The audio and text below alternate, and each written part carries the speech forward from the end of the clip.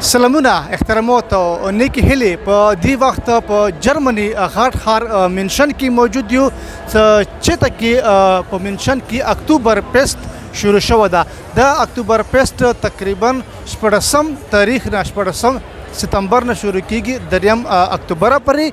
خو په دې ځای زموږ کوم معلومات وکړلو معلوماتو تر مخه دې کې تقریبا روزانه په بنیاد باندې 10 لکه خلک رسي.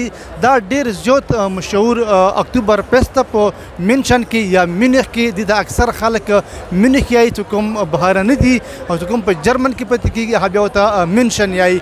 نو دستا تقریبا 10 لکه خلک روزانه رسي. دا اکتوبر فیسټ کوم دا 14 ستمبر نه شروع شو ده د 2 اکتوبر پورې وي.